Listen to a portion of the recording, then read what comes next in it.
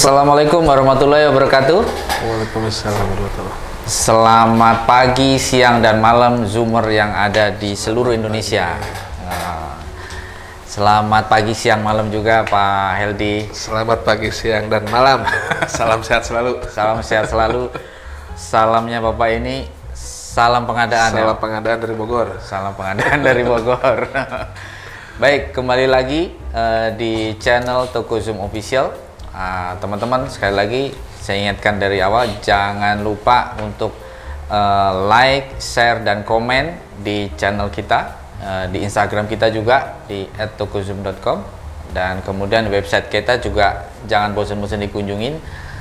Kemudian nggak lupa saya infoin bahwa saat ini kita ini Toko Zoom ada juga bisa ditemukan di e-katalognya LKPP gitu. Nah ini hari ini kita ngobrol-ngobrol santai lagi sambil ngopi Pak. Temanya masih seputar masalah pengadaan, karena ini memang ahlinya pengadaan ini, Bapak Heldi.net namanya. Pak Heldi, nama lengkapnya sebenarnya siapa? Heldi Yudiatna. Heldi Yudiatna. Karena saya enggak. Cuman dari dulu seneng ngeblog dari zaman PNS di Kota Bogor 2005-an. Ya itu blognya kan heldi.net kan. Jadi biar agak keren, heldi.net aja. Oh, ngomong-ngomong dulunya memang di Bogor ya? Dulu saya sebelum ke Jakarta sekarang ya di Pemkot Bogor saya dulu. Oh, ya. Pantesan sebenarnya udah agak lama kita nggak ketemu, jadi ya setelah ketemu rasanya waduh makin mantap ya, makin mantap. Ada pertumbuhan gitu ya. Pertumbuhan yang jelas. Pertumbuhannya kemana nih? Ngomong-ngomong Pak, ini karena ada banyak juga yang bertanya-tanya kan. Nah barangkali biar nggak mengulang-ulang, kita bikin suatu konten yang menjelaskan beberapa hal yang terkait dengan proses pengadaan. Nah, terutama pada kondisi bahwa saat ini menjadi penyedia di e-katalog. Ya. Tapi kita penyedia di e-katalog itu namanya PT Zoom Infotech Telesindo, Pak, bukan Zoom komputer. Kalau gitu. Yang di Yasmin itu Zoom kan ya? Zoom. Dulu saya sering belanja ke toko Zoom nih. Iya, dulu beberapa. Tapi nggak tahu, kalau belanja jangan-jangan diam-diam nggak ketemu saya nih. Oh enggak, ke Pang. Oh Pang, iya. Nah, masih ada orang yang bertanya, apa sih sebenarnya keuntungan melakukan proses belanja anggaran pemerintah itu lewat e-katalog gitu. Iya. Mungkin bisa disampaikan secara singkat apa itu kira-kira keuntungannya? Kenapa lewat e-katalog ya? Kenapa melakukan e-purchasing melalui e-katalog? Kenapa tidak pengadaan langsung, penunjukan langsung, atau malah tender cepat atau tender gitu ya? Tapi ada juga yang seolah-olah memang udah mengerti, nggak mau lewat pengadaan yang lain, nungguin e-katalog itu ada gitu. Itu juga harus diedukasi nih. Karena sebetulnya metode pengadaan itu bukan hanya e-purchasing ataupun belanja lewat katalog. Sebetulnya ada 5 tadi kan, ada pengadaan langsung, penunjukan langsung, tender cepat, dan tender selain e-purchasing tadi ya. Namun memang yang paling favorit ini. Kenapa paling favorit? Tadi ya menjawab pertanyaan dari Pak Priyo ya. Apa sih keuntungannya bagi user gitu kan? Ya karena e-purchasing itu sudah proses pengadaannya setengahnya sudah selesai. Dalam artian kalau metode yang lain user harus melakukan pemilihan penyediaannya dulu. Oke. Jadi harus dicek dulu siupnya, cek dulu apa segala macamnya, persyaratannya, cek dulu barangnya. Nah, barulah transaksi. Tapi kalau e-purchasing lewat katalog, itu user itu tinggal milih barangnya, berkontrak ataupun bikin surat pesanan, selesai sudah. Jadi pertanggungjawabannya tidak perlu mempertanggungjawabkan bagaimana penyediaannya, persyaratan penyediaannya. Jadi risikonya berkurang. Jadi hanya mempertanggungjawabkan nanti hasil dari belanjanya. Pertanggungjawaban itu salah satunya terkait dengan nilai ya, dengan pemeriksaan ataupun terkait harganya. Jadi tidak akan ada lagi kenapa penyedianya yang ini, kok penyediaannya jelek atau gimana, nggak ada. Kenapa? Karena penyedia sudah dipilihkan oleh Pokja. Beda dengan pengadaan langsung, penunjukan langsung, tanda cepat atau tanda pilihan lainnya. Kalau itu si user harus mempertanggungjawabkanku juga. Kenapa ini yang pemenangnya yang ini? Kenapa penunjukan langsung, pengadaan langsung milih yang ini? Syaratnya ada nggak? Panjang lagi ceritanya ibaratnya gitu. Nah itu salah satu keuntungannya. Bisa juga misalkan dengan mudahnya mencari produk ya. Persis. Jadi lebih mudah, lebih cepat. Sehingga apa? Sehingga kalau dengan e-purchasing melalui katalog, karena mudah cepat, si user ya PPK, pejabat pengadaan dan Pokja juga ya, itu bisa memprioritaskan, memfokuskan pengadaan ke paket-paket yang lebih prioritas, lebih kritikal, lebih besar nilainya. Jadi pengadaan-pengadaan yang kecil itu bisa diproses dengan cepat, dengan otomasi, dengan tadi e-purchasing melalui katalog tadi. Jadi jangan sampai sedikit-sedikit pengadaan, pengadaan kok sedikit-sedikit gitu kan. Ini bisa di leverage langsung melalui katalog elektronik, bisa lebih cepat, sehingga apa? Sehingga teman-teman user bisa lebih fokus, baik dari waktunya, dari pemikirannya, ya, dari jumlahnya, teman-teman bisa lebih fokus ke paket-paket yang lebih prioritas, lebih besar nilainya, lebih besar resikonya. Yang kecil-kecil, yang ringan-ringan, yang sudah dalam katalog, ya udah pakai purchasing aja lah.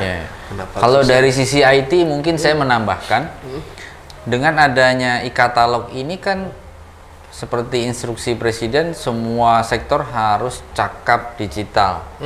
Nah ini salah satu fasilitas kayaknya Pak ya, menuju itu ya. Jadi bisa melakukannya mobile juga gitu Pak. Betul-betul pastilah dimanapun itu kan, kapanpun ya, kapanpun dimanapun ya, dengan alat apapun bisa lebih cepat. Nah berikutnya Pak, ada satu pertanyaan begini. Nilai berapa yang boleh dibelanjakan maksimal melalui e-katalog misalnya? Jadi belanja melalui e-katalog ya ataupun e-purchasing itu nilainya tidak ada batasan nilainya. Ya, cuman nanti akan berbeda untuk yang eksekusinya.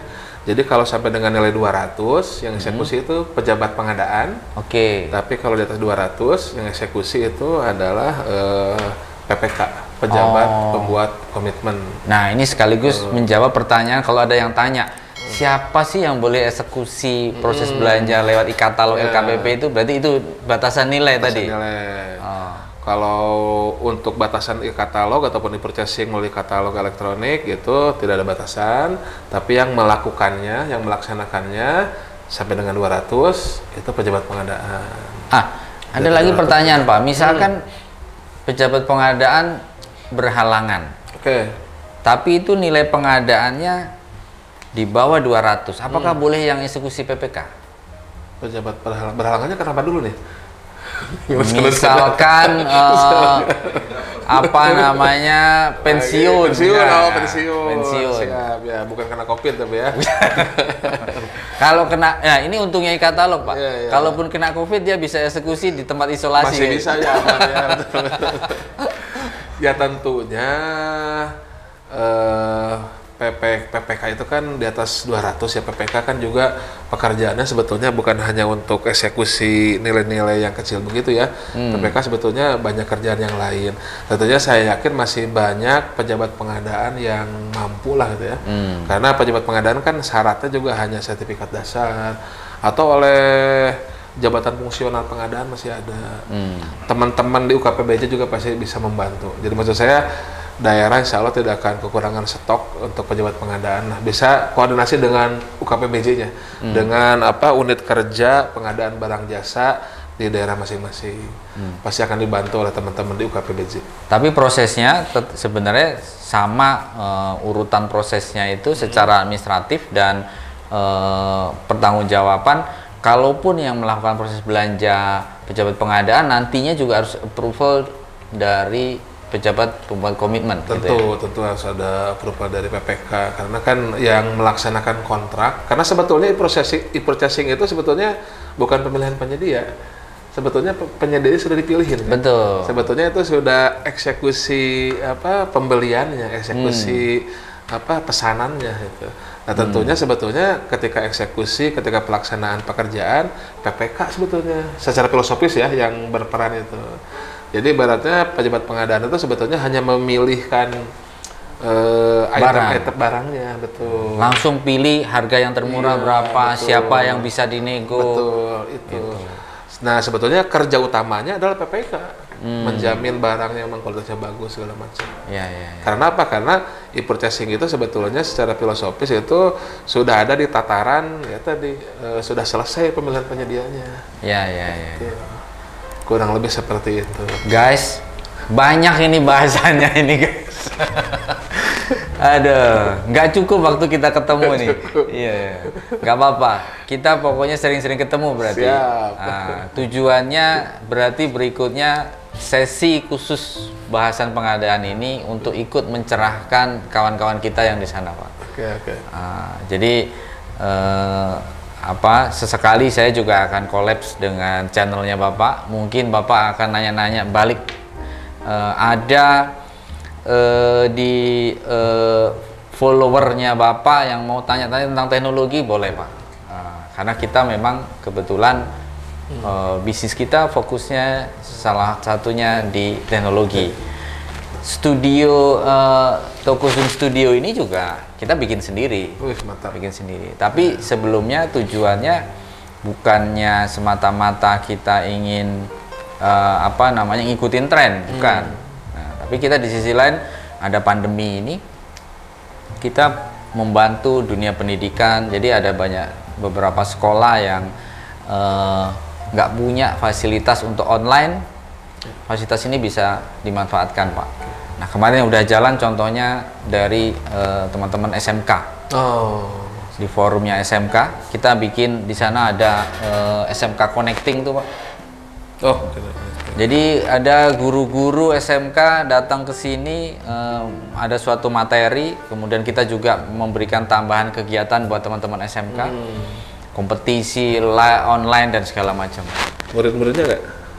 Itu murid-muridnya juga. Oh, murid-muridnya. Iya. Gitu. Belajar tapi ya bukan mabar, bukan ya? Ada mabarnya juga. Kita sengaja bikin mabar biar seru, karena buat memancing ya. Benar. Sekali-kali pas benar. Kan mereka butuh hiburan juga. Gitu. Ya, jadi ternyata bicara edukasi itu bukan hanya pelajaran ya. Kita harus serempetin sedikit gitu. Ya, sama Pak, kita ngomongin pengadaan juga biar nggak serius kita serempetin yang macam-macam gitu. Nanti juga saya ya minta collab juga lah untuk review-review terkait produk PDN Pak Priyo. Karena sekarang kan pemerintah itu sedang gencar-gencarnya terkait produksi dalam negeri. Nanti di sesi berikutnya ya. Dan tentunya yang lebih tahu bagaimana PDN itu teman-teman para pelaku usaha atau penyedia ini. Tapi oke, nah itu di sesi berikutnya ya. Tapi ngomong-ngomong, di kepanjangannya PDN itu apa, Pak? Produksi dalam negeri. Oh, produksi dalam negeri. Kalau saya PDC, Pak. Apa tuh PDC? Priyo Dwi Cahyono. Oh, mantap. Oke, siap. Kali ini sesi ini cukup ya, Pak ya? Cukup. Oke, Zoomers yang ada di seluruh Indonesia, Pak Heldi mau memberikan salam. Salam sehat selalu dan salam pengadaan. Salam sehat selalu dan salam pengadaan. Oke. Jangan lupa like, share, dan komen di media sosialnya Toko Official. Mantap. Tokozum Official. Oke. Sampai ketemu lagi di sesi pengadaan berikutnya ya, Pak ya. Sesi Zoom berikutnya juga. Oh, sesi Zoom berikutnya juga. Gantian nanti kita. Terima kasih sekali lagi. Assalamualaikum warahmatullahi wabarakatuh. Waalaikumsalam warahmatullahi wabarakatuh. Mantap.